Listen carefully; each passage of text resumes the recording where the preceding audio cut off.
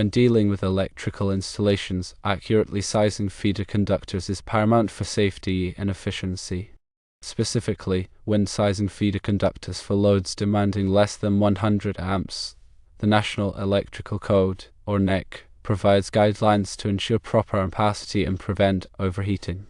The question at hand pertains to the use of Table 310.16 in the NEC for conductors rated up to and including 100 amps. The 60 degrees Celsius column within this table comes into play, especially for conductors that are not installed in raceways. Let's delve deeper into the specifics. The NEC Table 310.16, titled Allowable Ampacities of Insulated Conductors Rated Up to and Including 2000 volts, 60 degrees Celsius through 90 degrees Celsius, not more than 3 current-carrying conductors in raceway or cable or earth, provides ampacity values based on conductor temperature ratings. This table is a crucial reference point for determining the appropriate wire size for a given current load. The 60 degrees Celsius column of Table 310.16 corresponds to the ampacity of conductors with a 60 degrees Celsius insulation rating. This rating indicates the maximum temperature the conductor's insulation can withstand without degradation. Conductors with this insulation rating are commonly used in residential and commercial wiring. For feeder conductor size to carry less than 100 amps, the 60 degrees Celsius column of Table 310.16 is applicable under specific conditions. The key consideration is whether the conductors are installed in a raceway. A raceway is an enclosed channel designed to hold wires or cables, such as conduit or electrical metallic tubing, or IMT. When conductors are installed in raceways, heat dissipation becomes a factor.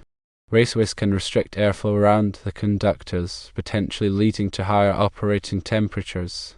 In such cases, the ampacity values listed in the 60 degrees Celsius column may not be appropriate, and earthing factors may need to be applied according to NEC guidelines. However, when feeder conductors are not installed in raceways, meaning they are run as open wiring or cable, the 60 degrees Celsius column of Table 310.16 can be used directly for ampacities up to and including 100 amps. This is because the open air allows for better heat dissipation, reducing the risk of overheating. It is crucial to understand the nuances of the NEC and local electrical codes when applying these guidelines. The NEC provides a framework for safe electrical installations, but local codes may have additional requirements or modifications. Consulting with a qualified electrician or electrical engineer is always recommended to ensure compliance and safety. Let's illustrate this with an example. Suppose you need to size a feeder conductor to supply a load that draws 60 amps. The conductor will not be installed in a raceway.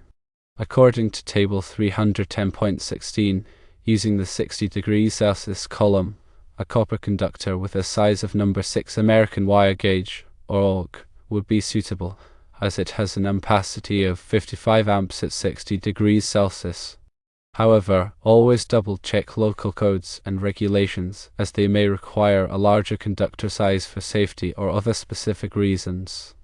In summary, for feeder conductors sized for less than 100 amps and not installed in raceways, the 60 degrees Celsius column of NEC Table 310.16 can be used to determine the appropriate ampacity.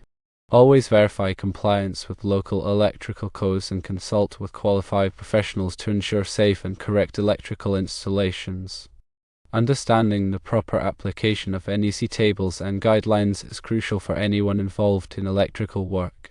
These codes are designed to protect people and property from electrical hazards. Now let's consider a more detailed example involving voltage drop calculations. Voltage drop is the decrease in voltage that occurs along a conductor due to its impedance. Excessive voltage drop can lead to inefficient operation of electrical equipment and even damage. The NEC recommends limiting voltage drop to no more than 3% for feeders and 5% overall, including both feeders and branch circuits. To calculate voltage drop, you need to know the conductor's length, current, and impedance. The impedance depends on the conductor material, size, and temperature. Formula for voltage drop is voltage drop equals current times impedance. For alternating current, or AC, circuits, the impedance includes both resistance and reactance. However, for shorter distances, the reactance is often negligible, and you can approximate the impedance using only the resistance. The resistance of a conductor can be found in NEC Chapter 9, Table 8, which provides the direct current resistance for various conductor sizes and materials. For example, let's say you have a 100-foot run of number 8 AWG copper conductor carrying 30 amps at 120 volts. According to Table A, the direct current resistance of number 8 AWG copper conductor is 1.26 ohms per 1000 feet. Therefore, for a 100-foot run, the resistance is 0.126 ohms. The voltage drop is then 30 amps times 0.126 ohms, which equals 3.78 volts. The percentage voltage drop is 3.78 volts divided by 120 volts, which equals 0.315, or 3.15%. In this case, the voltage drop is slightly above the recommended 3% limit for feeders, so you might consider using a larger conductor size to reduce the voltage drop. Another important consideration when sizing feeder conductors is the ambient temperature. The ampacity values in Table 310.16 are based on an ambient temperature of 30 degrees Celsius or 86 degrees Fahrenheit. If the ambient temperature is higher, the conductor's ampacity must be derated according to NEC Table 310.15b2. This table provides correction factors for various temperature ranges. For example, if the ambient temperature is 40 degrees Celsius, or 104 degrees Fahrenheit, the correction factor for conductors with a 60 degrees Celsius insulation rating is 0.82. This means that the ampacity of the conductor must be multiplied by 0.82 to determine its adjusted ampacity. Let's say you are using a number 10 AWG copper conductor with a 60 degrees Celsius insulation rating in an ambient temperature of 40 degrees Celsius. According to Table 310.16, the ampacity of number 10 AWG copper conductor at 30 degrees Celsius is 30 amps.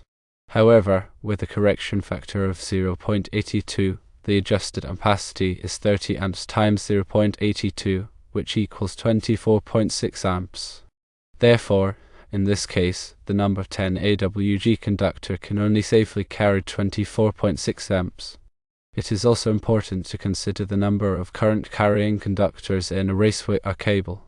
When multiple current-carrying conductors are bundled together, the heat dissipation is reduced, and the ampacity must be derated according to NEC Table 310.15b3. This table provides adjustment factors based on the number of current-carrying conductors. For example, if there are 4 to 6 current-carrying conductors in a raceway, the adjustment factor is 0.80. This means that the ampacity of each conductor must be multiplied by 0.80 to determine its adjusted ampacity. Let's say you have 6 number 12 AWG copper conductors with a 60 degrees Celsius insulation rating in a raceway.